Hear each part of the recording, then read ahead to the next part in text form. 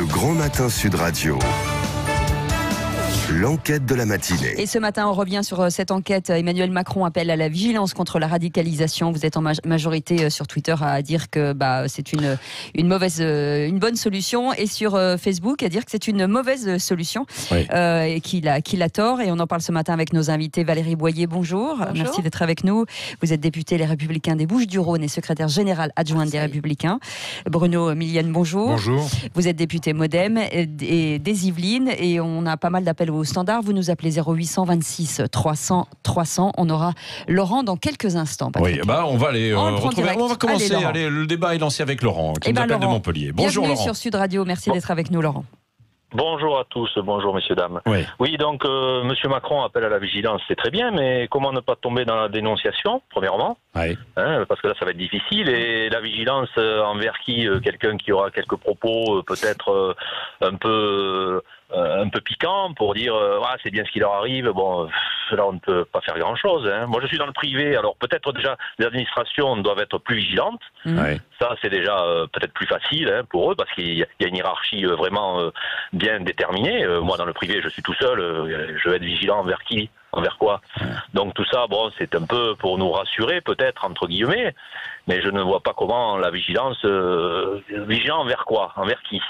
Surtout que là, avec ce qui se passe en Turquie, nous risquons d'avoir, comme les terroristes sont passés par la Turquie pour aller en Syrie, Erdogan les a laissés passer, ils vont pouvoir repasser dans l'autre sens. Ça, la vigilance, c'est à l'État de l'avoir, ça c'est sûr. Oui, non, mais c'est vrai. Alors précisons quand même, petite parenthèse par rapport à la Turquie, ce qui est assez inquiétant, ce sont surtout les djihadistes qui étaient pour l'instant contenus dans des camps, notamment tenus par des Kurdes, et qui pourraient être relâchés, que ce soit des djihadistes français, mais pas seulement, parce qu'il y a des milliers en fait d'enfants. Oui, européens et des enfants, mais même des enfants en fait aussi. On en parlait hier, je ne sais pas si vous étiez là à 8h10 sur Sud Radio avec Élise Bogossian de Élise Kerr. Ce sont des milliers en fait de bombes ambulantes, des jeunes qui sont complètement perdus, et ça c'est extrêmement dangereux. Merci Laurent. Oui. Restez avec nous, Laurent. Restez avec nous.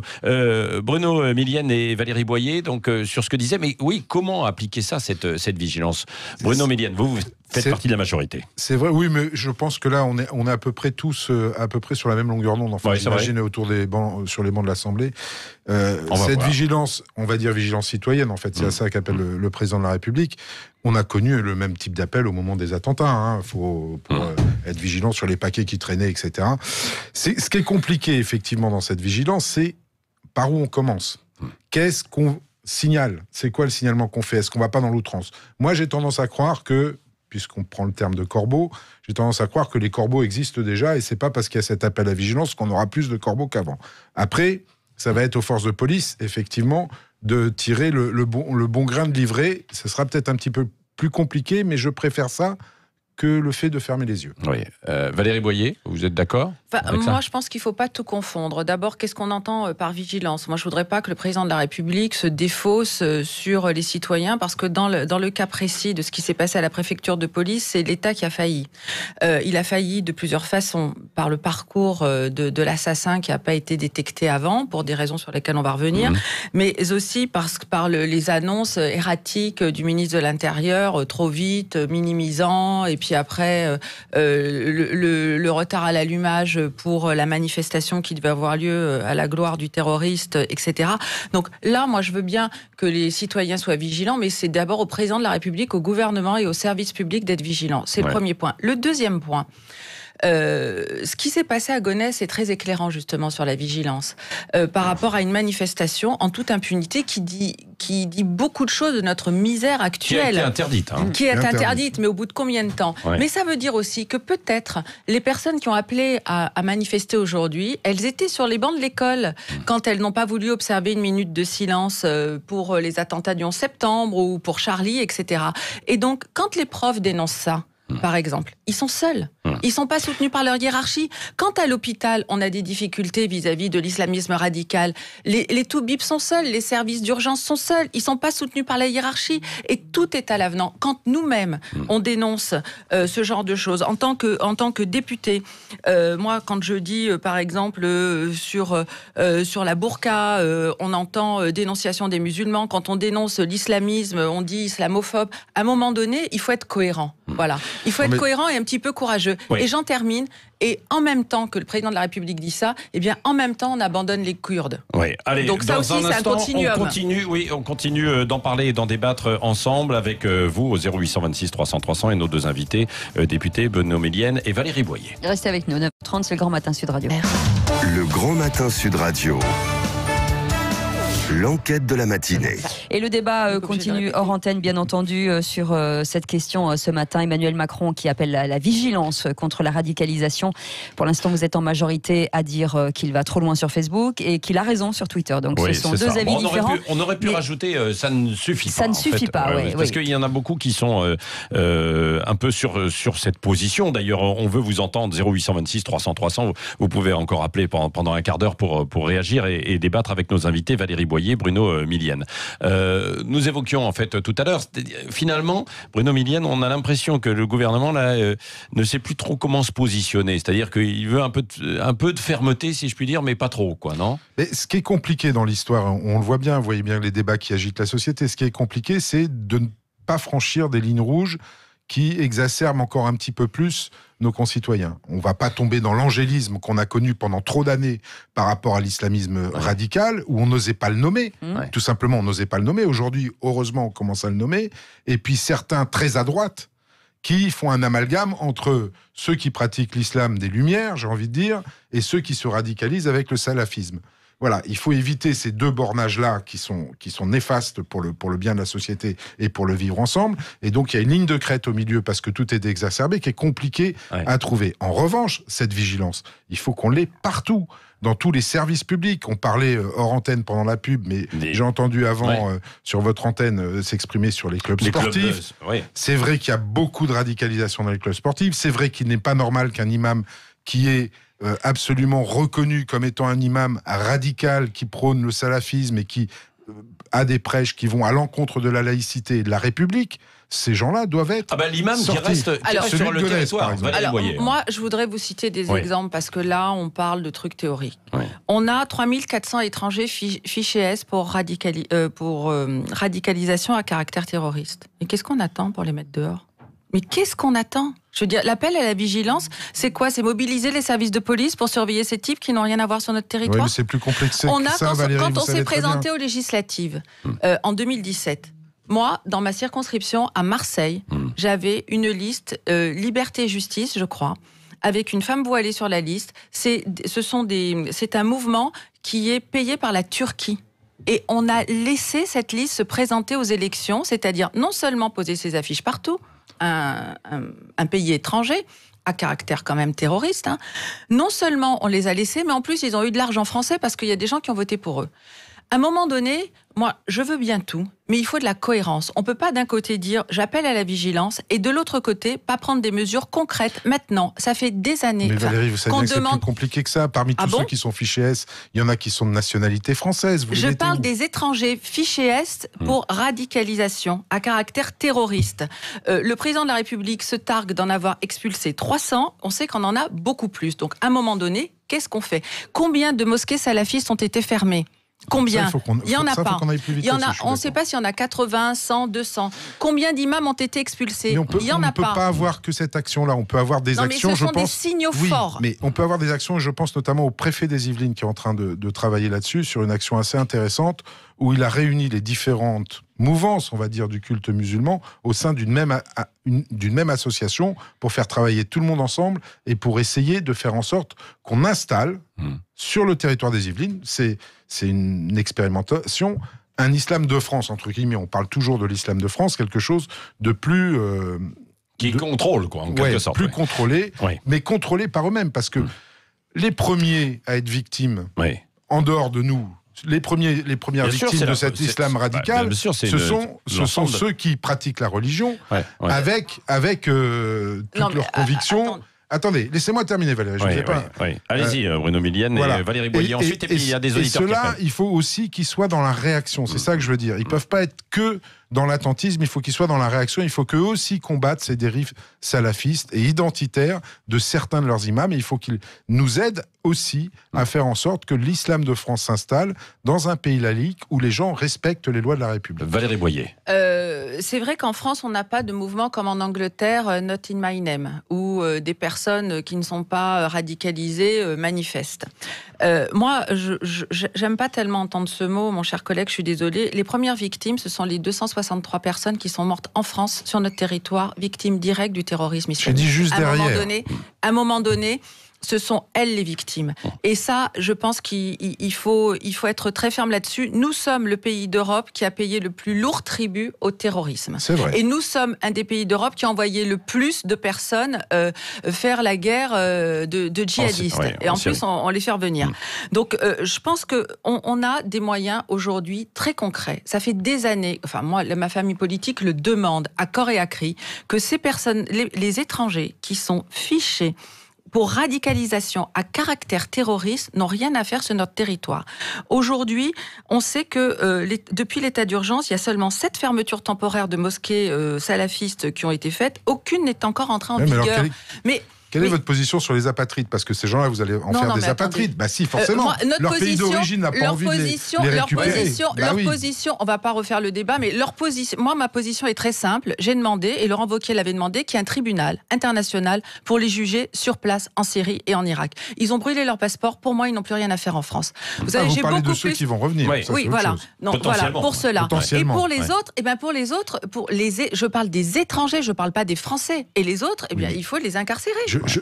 D'accord. Voilà, c'est tout. D'accord. Dès qu'il y a non, il faut les incarcérer. Excusez-moi, la passion m'emporte. Oui. Il faut que tout le dispositif pénal que nous avons pour apologie du terrorisme soit mis en place. Oui. Pour les incarcérer, c'est ce que vous vouliez dire.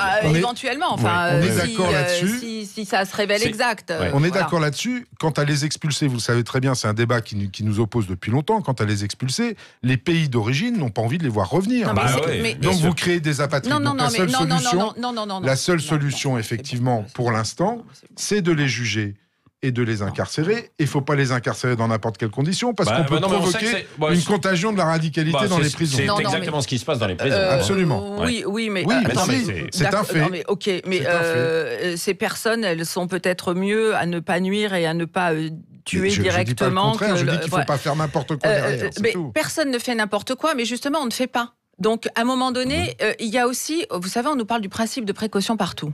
Je pense que le principe de précaution, compte tenu des événements qui se sont passés sur notre territoire et des 263 morts que nous avons, y compris au sein des Saints dans la préfecture de police, dans le service de renseignement, je pense que ce principe de précaution, il faut le mettre en place aujourd'hui. Parce que la menace est forte. Tous les ministres de l'Intérieur disent à chaque fois que la menace n'a jamais été aussi forte. Quand la menace n'est jamais aussi forte, on met en place le principe de précaution et on envoie des signaux de la République. On envoie des signaux. Les personnes qui font l'apologie du terrorisme, qui sont des étrangers, il faut les expulser. Oui. Et on a une réaction au standard avec Marc qui nous appelle. Bonjour Marc, bienvenue sur Sud Radio.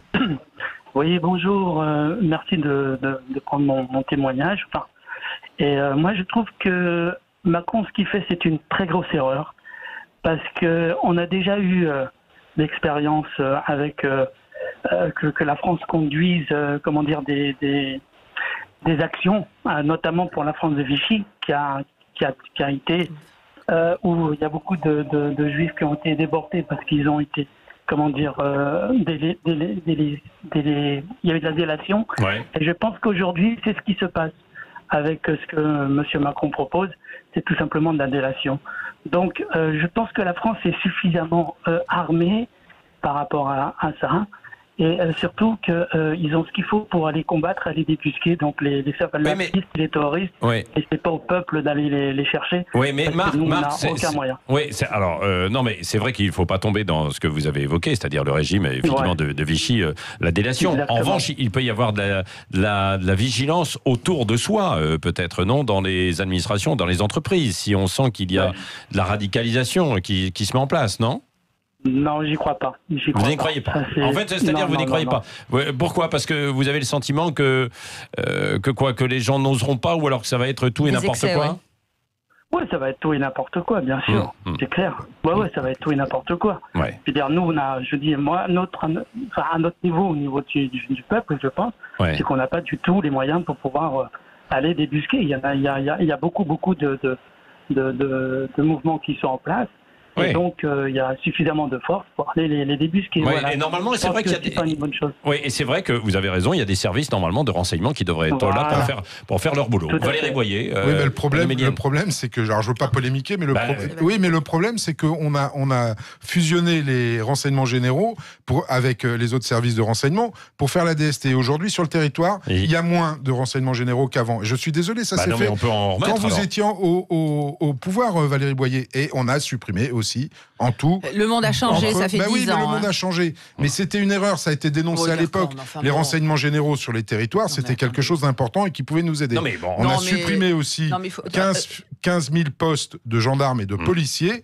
Et ça, c'est un manque aussi qu'on a aujourd'hui. Mais c'est vrai.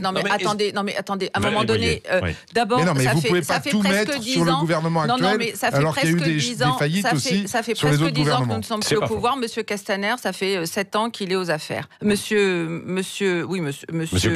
Macron, pardon, ça fait 7 ans qu'il est aux affaires. Pas 7 ans, parce qu'il n'était pas président de la République. Non, mais il était ministre dans l'ancien gouvernement, conseiller du président de la République, etc. Le sujet n'est pas là aujourd'hui. D'abord, la menace terroriste, elle a explosé en France en 2012 avec l'affaire de Toulouse, Mera. Donc, c'est quand même... et à partir de là, je pense que vraiment, le monde a changé. Donc, aujourd'hui, le principe de précaution, il doit aussi s'appliquer pour notre sécurité intérieure. Et je pense qu'on ne le fait pas parce qu'on a les lanceurs d'alerte. Vous savez, regardez, les gens de Charlie, aujourd'hui, moi je pense à Riz et à Zineb El Razaoui. Ils sont sous protection policière parce qu'ils ont dénoncé, ils ne peuvent plus s'exprimer. Voilà le pays dans lequel nous vivons aujourd'hui. Quand on dénonce les dérives extrémistes, on est traité d'islamophobe. Donc, plutôt que renvoyer sur un monde qui n'existe plus, je pense qu'on devrait prendre des mesures concrètes. Et c'est ça, et c'est ce qu'on attend du gouvernement aujourd'hui. Ce sont des mesures concrètes. On a quand même progressé depuis ces dernières années sur la nomination, enfin sur les mots qu'on emploie. On n'hésite plus, c'était pas le cas sous le gouvernement Hollande. C'est vrai que Hollande... On n'hésite plus aujourd'hui à dire oui, il y a un islam radical, on a un problème de communautarisme dans les banlieues, et pas que dans les banlieues d'ailleurs. Oui, il faut qu'on soit vigilant et qu'on dénonce tout ça. La vigilance, pour revenir à ce que disait votre auditeur, moi je comprends sa position, ça renvoie à des images qu'on n'aime pas voir, mais en même temps, aujourd'hui, on n'a pas le choix. C'est-à-dire que les parents qui emmènent leurs enfants dans les stades, dans les salles de sport, dans les clubs de foot, s'ils voient des choses qui ne sont pas normales, ils doivent le signaler.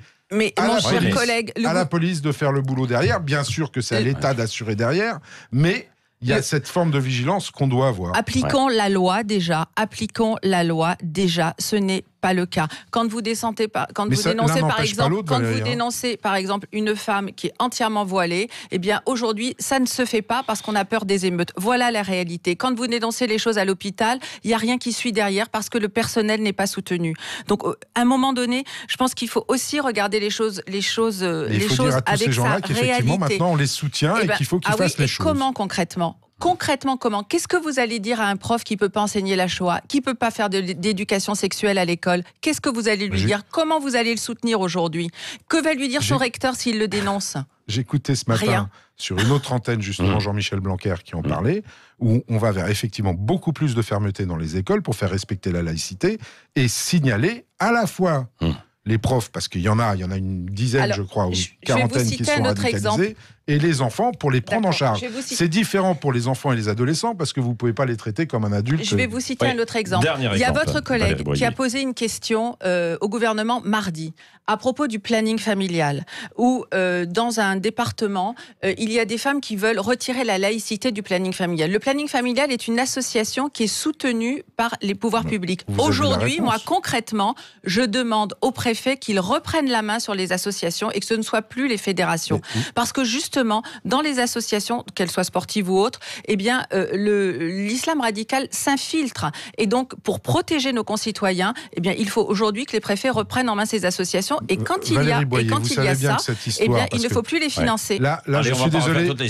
Mais cette histoire sur le planning familial, ça concernait une fédération départementale. Il n'est pas question de le mettre. Voilà. Mais qu'on en soit amené à poser une question au gouvernement, c'est grave quand même. Parce que ça veut dire que le boulot n'est pas fait. Il faudrait des actes, disent par exemple les auditeurs qui commentent, il faudrait des actes, par exemple faire signer une charte de la laïcité, notamment à tous les musulmans, et que ce soit respecté. C'est le cas, mais elle n'est pas appliquée. Voilà, dans un instant, on va complètement changer de sujet. Ni sanctionner quand c'est pas appliqué. Voilà, merci beaucoup. Dans un instant, on va parler du woo-woo. Ah bah ça change. Voilà, qui a le droit d'être dans le woo-woo? Tous ces talents qui représentent la France. Voilà. Vous y êtes, vous, Patrick? Non. Vous n'avez pas renvoyé votre fiche? J'ai pas rempli plusieurs reprises. Vous êtes un mauvais élève. On en parlera dans un instant. Restez avec nous.